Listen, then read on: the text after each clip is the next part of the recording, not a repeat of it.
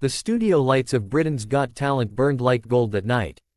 Thousands of people filled the arena, chattering, laughing, unaware that they were about to witness something that would stir hearts across the world. Backstage, Elena Cruz, a 27-year-old music teacher from Spain, held her trembling hands together. She had waited her whole life for this chance, one shot at the big stage. Her dark brown eyes glistened under the dim light of the waiting room, and the echo of other contestants' performances faded into the distance as her name was called. Next up, Elena Cruz. Her heart skipped a beat. She took a deep breath, whispering to herself, "This is for Mama." When she stepped out into the flood of lights, her breath caught in her chest. The judges sat like gods beneath her, Amanda Holden with her familiar warmth, Alicia Dixon with her graceful smile, David Walliams already beaming, and then there was Simon Cowell, the man known for breaking hearts and building stars with the sharpest tongue in the industry. But tonight, Simon wasn't smirking. He looked tired, thoughtful, maybe even a little lost. Elena caught his eyes. Something unspoken passed between them, something fragile, something heavy. She didn't understand it yet, but later she would remember that look. "Hello," Simon said, leaning forward, his usual authority softened by curiosity. "What's your name, darling?" "Elena. Elena Cruz. And what do you do?" "I teach music, and I sing." Simon smiled faintly. "Let's hear what you've got." The piano began to play, a slow, haunting version of Unchained Melody. Her voice, soft and uncertain at first, filled the air like smoke curling through candlelight. Then it rose, clear, aching, powerful. Every word carried the story of a woman who had lost too much, dreamed too long, and somehow still believed in beauty. People in the crowd started to fall silent. Even the usual whispering backstage stilled. Simon, who had judged thousands of singers, leaned back in his chair, eyes locked on her. For the first time in years, he felt something stir deep in his chest. Not admiration, not professional interest, something deeper. By the time she reached the high note, the one that seemed to tear through heaven itself, tears glimmered in his eyes. He blinked quickly, but one rolled down his cheek before he could hide it. When the song ended, the room was frozen. A moment of absolute silence. Then, an explosion of applause. People leapt to their feet. The cameras zoomed in on Simon's face, catching the rarest sight. He was speechless. Elena covered her mouth, shocked. Amanda pressed the golden buzzer. The gold confetti fell like rain. But Simon didn't move. He just looked at her. When the noise calmed down, he finally spoke, his voice low, trembling slightly.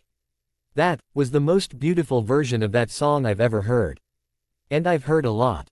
Elena smiled shyly. "Thank you, Mr. Cowell." "No," he said quietly. "Thank you, Elena." As the confetti shimmered around her, Elena's heart was racing, not just because she had won the golden buzzer, but because of the way Simon had said her name. For the rest of the night, Simon couldn't stop thinking about her. He watched the playback of her audition alone in his trailer, again and again. Her voice felt like sunlight breaking through gray clouds, and somehow, it reminded him of something he thought he'd lost: hope. He didn't know it yet, but that moment, that single audition, had just changed both their lives forever. The next morning, the Britain's Got Talent studio buzzed with excitement. Every entertainment headline screamed the same name: Elena Cruz, the woman who made Simon cry. Clips of her audition flooded social media. Millions of people replayed the moment when the famously unshakable Simon Cowell wiped a tear from his eye.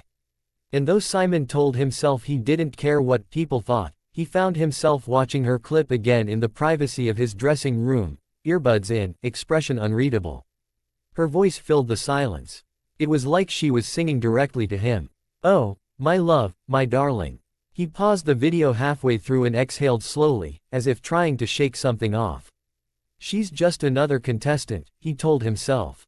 "You've seen thousands like her." But he knew he was lying. Crescent Moon backstage, 2 weeks later. Elena arrived at rehearsal early, clutching her music notebook. Her heart still fluttered every time she saw the Got Talent stage. The lights, the echoes, the smell of the theater, it all felt like magic.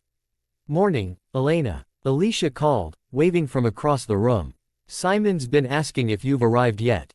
Elena blinked, her cheeks warming. He has." Alicia smirked. "Oh yes. He says he wants to personally oversee your next performance. Elena's heart raced. She tried to hide her smile. That's nice of him.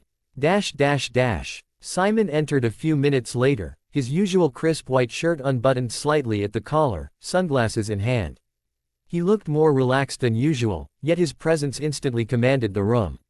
When his eyes found Elena, the corners of his mouth curved up slightly, just enough to make her forget to breathe. "Elena," he greeted, walking toward her. "How are you feeling about this next song?"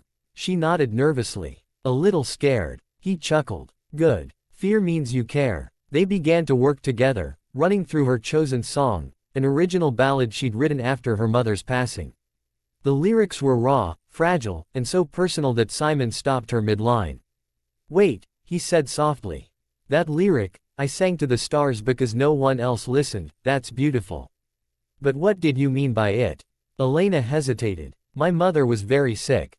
Some nights, I'd sing to her while she slept. But after she passed, I still sang, even though no one was listening. It made me feel like she could still hear me." Simon swallowed hard. Something inside him cracked. He looked at her, this young woman with trembling hands but a voice that could heal broken souls, and for the first time in years, he felt truly seen. He whispered, "Then sing it like you're singing to her again." Hours passed unnoticed. They laughed, corrected mistakes, shared stories. He teased her about her accent, she teased him about his grumpy reputation. Every little exchange felt electric, like music that only they could hear.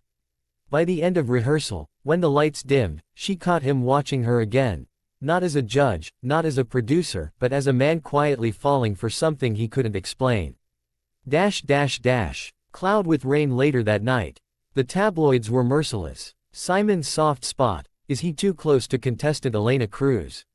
Rumors of favoritism, inside the Golden Girls' secret rehearsals with Cowell. Simon sat in his office, scrolling through headlines. His assistant tried to calm him down, but he barely listened. He was angry, not at the press, but at himself. He knew how it looked. He knew the rules. Judges don't get emotionally involved with contestants. Period. Yet here he was, replaying her song again. A knock on the door interrupted his thoughts. It was Elena, eyes wide with concern. "Simon, I just saw the news. People are saying things, horrible things. I didn't mean for any of this to happen." He looked up, exhausted. "Elena, you didn't do anything wrong. But they're saying I'm only here because you." "Stop." His voice was firm, but his eyes softened. "You're here because you deserve to be here." Her lips quivered. "Then why does it hurt so much?" Simon stood up slowly, walking toward her. For a moment, they just stared at each other, caught between what they wanted to say and what they couldn't. "Elena," he whispered, "the world always talks. Let them. All that matters is what you do on that stage." She nodded slowly, her tears catching the light. For a heartbeat, the world fell away, the cameras, the noise, the rules, and it was just them. Two souls who had somehow found each other in the chaos of fame. Then Simon stepped back, breaking the spell. "You should go. Big day tomorrow." Elena forced a small smile. "Thank you, for believing in me." He didn't answer. He just watched her leave, knowing he already cared too much. Sun behind small cloud the next day, rehearsal hall. The tension in the studio was different now. Whispers followed Elena everywhere. Crew members exchanged glances. Even the other contestants noticed the shift. One of them, a dancer named Jay, sneered as she passed. "Guess it helps when the boss likes you, huh?" Elena froze. "That's not true." Jay smirked. "Sure, sweetheart. We all saw how he looks at you." She ran to the restroom, locking herself in a stall. The tears came fast, angry, helpless. She wanted to sing, to prove herself, not to be seen as someone's favorite. Minutes later, she heard a gentle knock. "Elena, it's me," Simon's voice said quietly from outside. "Can I come in?" She hesitated, then opened the door.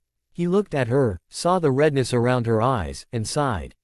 "I'm sorry. I didn't think the media would twist it this way." "It's not your fault," she said weakly. "But maybe we should not work together anymore. People won't understand." He nodded slowly, forcing a smile. "If that's what you want." She bit her lip. "It's what's fair." For a moment, neither moved. Then Simon turned away.